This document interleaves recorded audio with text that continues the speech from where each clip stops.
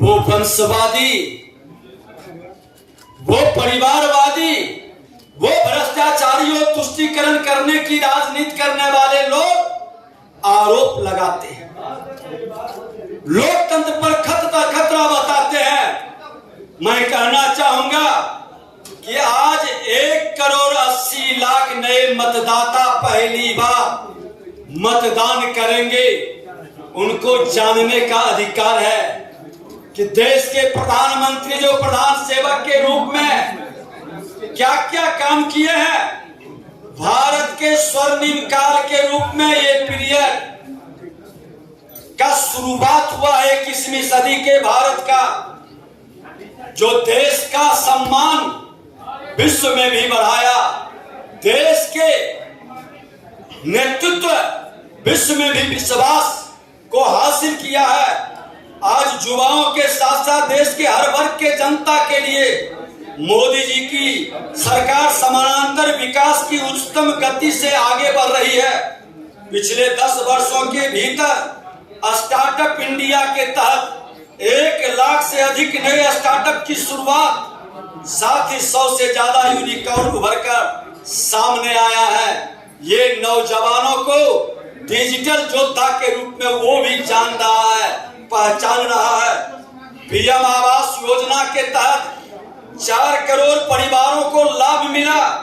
80 करोड़ से अधिक लोगों को भूख से नहीं मरने दिया गया। ये भारत के प्रधानमंत्री जी का गरीबों के प्रति एक समर्पित भाव और गरीबी उन्मूलन के लिए एक बड़ा संकल्प है। उज्ज्वला योजना के तहत 10 लाख करोड़ लोगों को एलपीजी कनेक्शन दिया गया।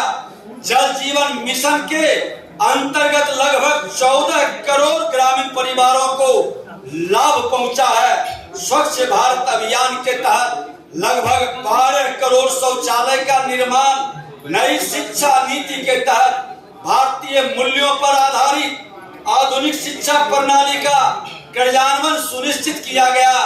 लोग अपनी सांस्कृतिक विरासत को भी जाने और अपने विरासत से प्रेरणा लेकर ठहरी हुई विरासत को आगे बढ़ाने का एक नए संकल्प को साकार आज के युवा करे।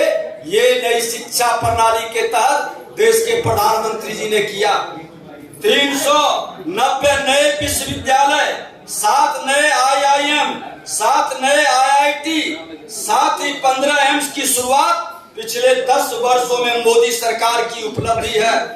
आज युवाओं को गांव-गांव तक खेल के प्रति रुचि बढ़ाने के लिए परिवर्तनकारी बदलाव खेलो इंडिया युवाओं के मन के अंदर एक प्रेरणा प्रदान किया और टारगेट ओलंपिक पोडियम जैसे कार्यक्रमों की शुरुआत प्रधानमंत्री जी ने किया। पिछले 10 सालों में सौर ऊर्जा के क्षेत्र में 2300% की वृद्धि देखी गई। डिजिटल इंडिया के तहत 5G टेक्नोलॉजी और UPI जैसे सुविधाओं का लाभ आज देश के गांव तक पहुंचा है और विश्व के लोग भी सराह रहे हैं, स्वीकार कर रहे हैं।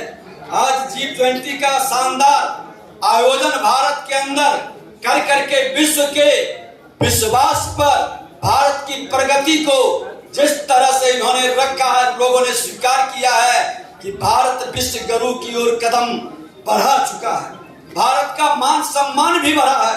आज नारी शक्ति बंधन अधिनियम के तहत संसद राज्य की विधानसभाओं में 33% का आरक्षण सुनिश्चित किया गया है।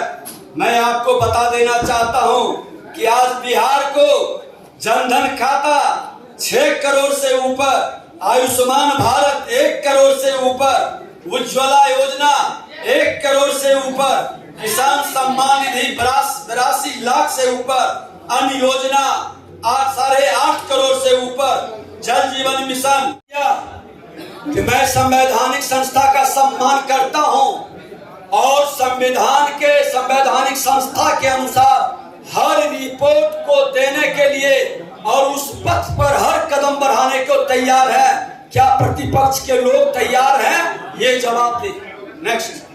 रोहिणी आचार्य हरिद्वार गए हैं पूजा करने, आज से सारण में शुरुआत कर रहे हैं।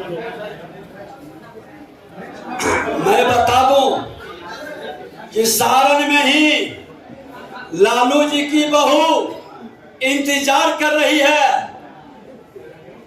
क्या उस बहू का क्या दोष था?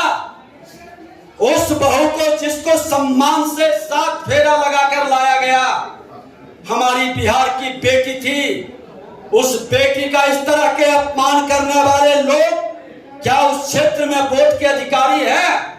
उस क्षेत्र की एक एक महिला, एक एक बेटी इसका हिसाब चुकता करेगा। सारण में उस बहू की आवाज हर महिला बनेगी और जवाब देगी कि आपकी बेटी और पत्नी और बेटा तक सारण की जनता सिमटी हुई नहीं है।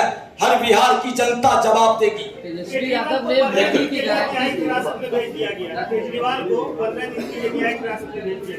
मैं तो यही कह रहा हूं कि क्या माननीय न्यायालय पर विश्वास नहीं? उसका अपमान करने के लिए ये रैली करते हैं।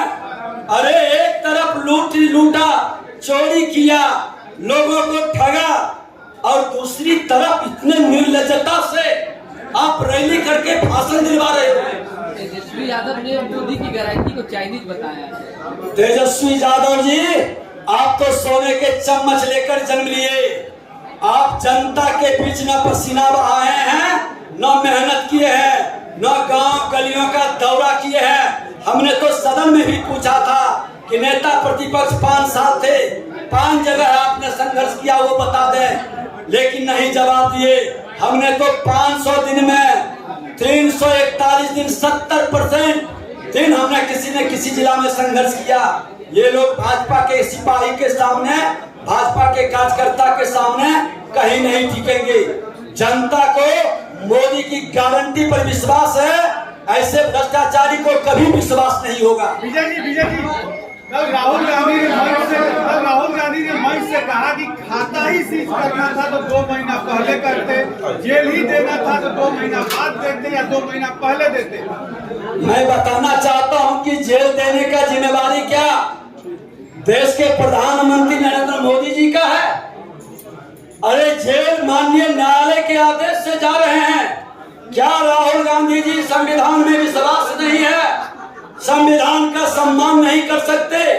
आप परिवारवादी जमींदारी मानसिकता के लोग संविधान का आप नकार रहे हैं और संवैधानिक संस्था का अपमान कर रहे हैं। जनता इसकी जवाब देगी।